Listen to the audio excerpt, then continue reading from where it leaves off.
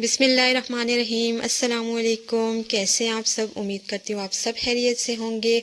पकोड़े, समोसे, रोल तो सभी घरों में बनते हैं रमज़ान में, लेकिन अगर आप इसके साथ ये स्पेशल किस्म की खट्टी मीठी सी चटनी बनाएंगे तो आपके पकोड़ों और समोसों का मज़ा जो है वो दोबाला हो जाएगा। तो ये मज़ेदार सी चटनी आज मैं आपको बनाना सिखा रही हूँ। आइए चलते हैं, देखते हैं इस रेसिपी को कैसे आपने बनाना है। बहुत ही ज़बरदस्त और बहुत ही ईजी रेसिपी है। तो आइए स्टार्ट करते हैं इस चटनी को बनाना। सबसे पहले हमने ब्लेंडर ले लेना है, उसमें हमने शामिल करनी है हरी मिर्चें। हरी मिर्चों से आज हम ये बहुत ही ज़बरदस्त सी चटनी बनाएंगे जो कि खट्टी और मीठी भी होगी। तो यहाँ पे मैंने 8 अदद हरी मिर्चें ले ली हैं। ये अच्छी तीखी वाली हैं। अगर आपने के पास दूसरी हो तो आप ज़्यादा ले लीजिए। उसके बाद इसमें जाएगा लहसुन। लहसुन के 4 से 5 जवे मोटे वाला था, अगर देसी हो तो वो ज़्यादा बेहतर रहेगा।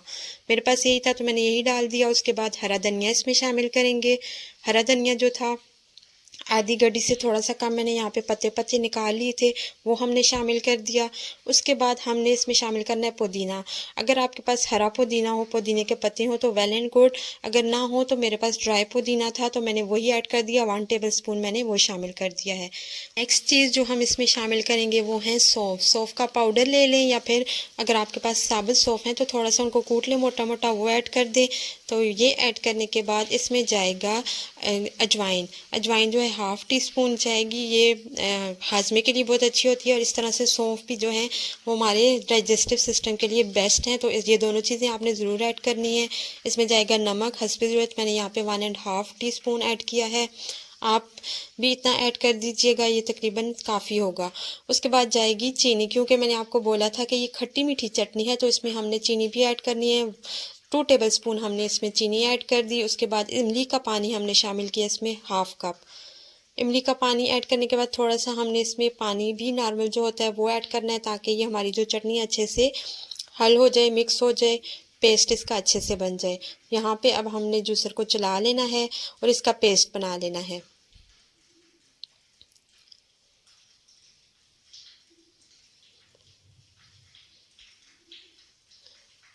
तो पेस्ट हमने बना लिया है, इसको शामिल करेंगे पैन में। अब हम पैन में इसको क्यों डाल रहे हैं, हमने इसको पकाना है थोड़ा सा, 5 से 7 मिनट तक हमने इसको पकाना है, इसलिए हमने इसको पैन में ऐड किया है। पैन में ऐड करने के बाद इसको रखेंगे चूल्हे पे और मीडियम फ्लेम पे हमने इसको कुक करना है।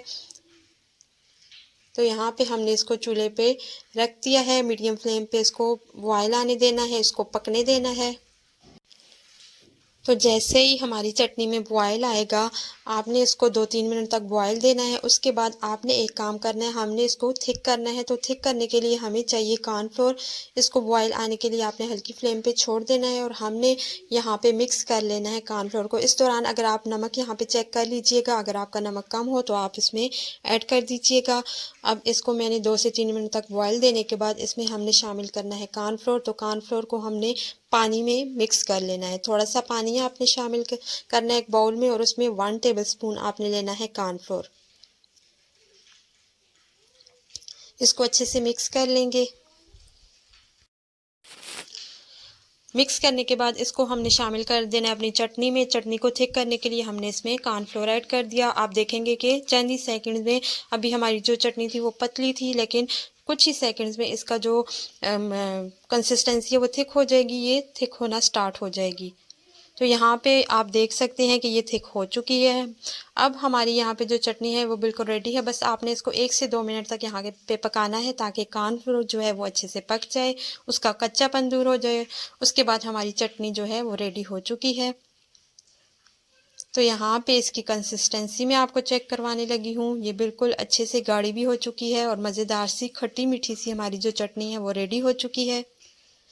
बस इस टाइम पे आपने फ्लेम को ऑफ कर देना है, ज़्यादा आपने इसको थिक नहीं करना, इतना काफ़ी है। ये ठंडी होगी तो ये और भी थिक होती जाएगी। तो फ्लेम को हमने कर दिया है ऑफ, इसको थोड़ा सा ठंडा कर देंगे, रूम टेम्परेचर पे लाएंगे।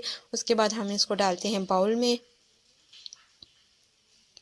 तो ज़बरदस्त सी ये चटनी आप ज़रूर एक दफ़ा ट्राई कीजिएगा, बहुत ही मज़ेदार खट्टी मीठी सी ये चटनी तैयार होती है समोसों के लिए, पकौड़ों के लिए और इफ्तारी में जब आप ये सारी चीज़ें रखते हैं तो उसके लिए ये जो चटनी है ये बेस्ट है।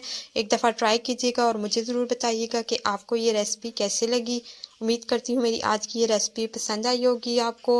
वीडियो पसंद आई हो तो लाइक और शेयर कर दीजिएगा। चैनल पे न्यू हैं तो चैनल को भी सब्सक्राइब करके बेल का आइकन ज़रूर प्रेस कर दीजिएगा। मुझे दुआओं में याद रखिएगा। Thanks for watching. अल्लाह हाफिज़।